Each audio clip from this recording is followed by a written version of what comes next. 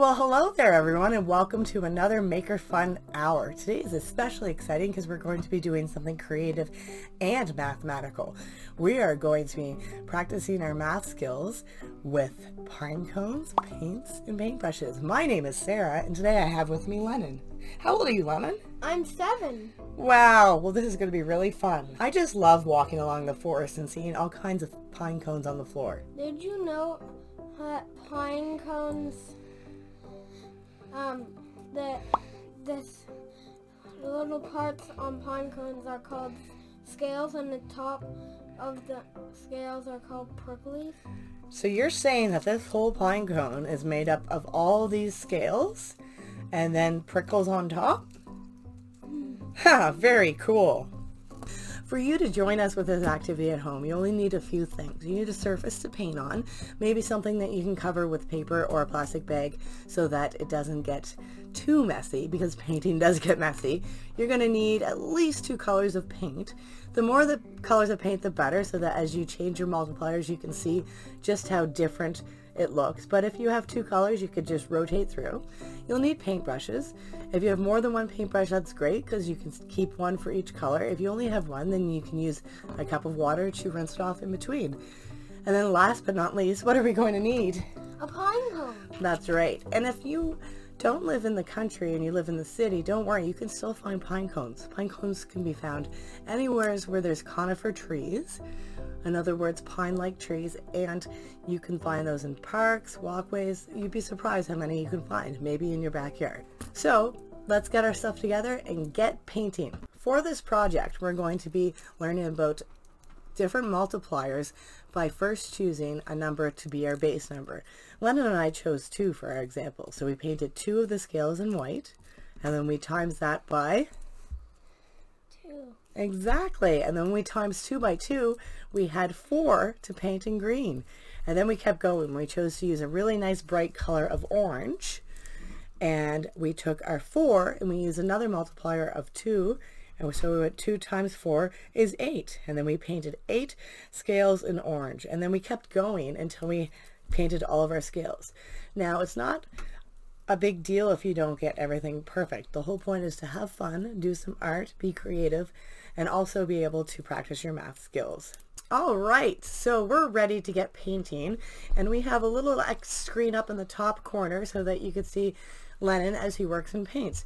We've decided to each paint a pine cone, but follow the same amount of numbers. So for our base number, Lennon, what would you like to do? 2. Okay, that sounds pretty good. Let's grab a paintbrush. I'm going to take purple. Now, I am going to start with, I like to start with light colors first, and they get a little bit darker. So I'm going to paint 2, my base number, at the top with white. What are you going to use? I'm going to use the biggest color. Orange? Orange is the biggest color? Okay, so why don't you hold it up here and paint 2 on the top of that right there where everybody at home can see. And let's get painting. Now, when I'm painting the scales, it's always good to try to get the outside and the inside so that as you paint more and more, you can kind of see what you've already painted. Oh, wow, that looks good. That might be a few more than 2, but it certainly is pretty. So you paint like that, and I'll paint my 2. And then I'm going to put this brush back, and I'm going to get a new one. Now we have our base number of 2. What should we use as our multiplier, Lennon? Maybe 2 times 2. So you want to do 2 times 2? Okay, so what is 2 times 2? 4.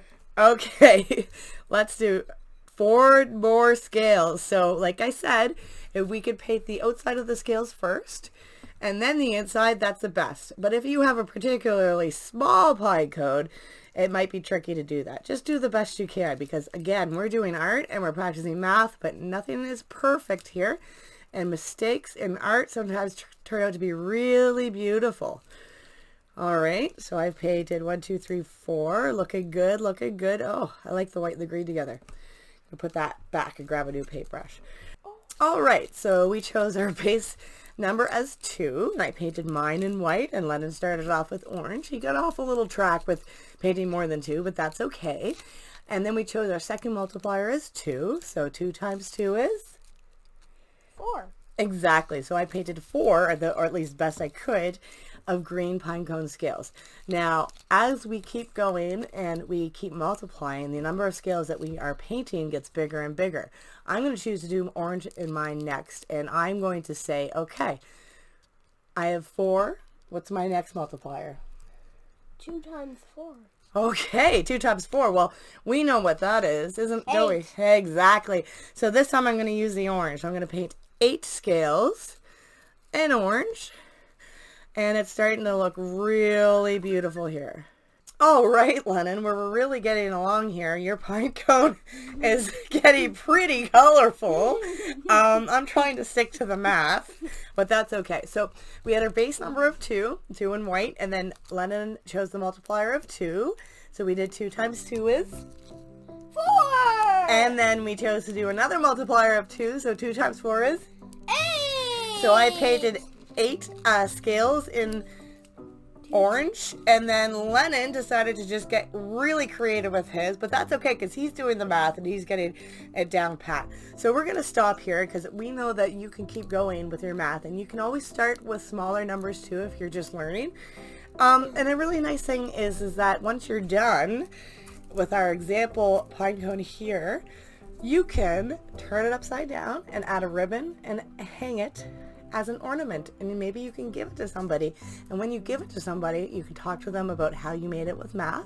You can also talk to them about how important pine cones are to our ecosystem, because every little scale of this pine cone falls off to become a seed. So everyone could possibly turn into a new pine tree. And Lennon, didn't you have a neat fact about pine cones and how long they stay on a tree before they fall off? Yes. They can stay on a tree for 10 years and maybe even a century before they fall off. Well, I don't know about a century, but that's true. So the bigger the pine cone is, so we have some really big ones, but we find little ones too, and that's based on what tree it is. They can stay on a tree for up to 10 years before they fall off, and that's pretty cool. I wonder how old our pine cones are, and I wonder how old your pine cones are. And if you would like to share your project with us, we would love to have you share it. You can follow the links on the TV to share it through social media, or you can mail it to us with regular mail, maybe a picture. We're so happy that you joined us today, and we wanted to remind you to always stay brilliant. Stay brilliant, everybody!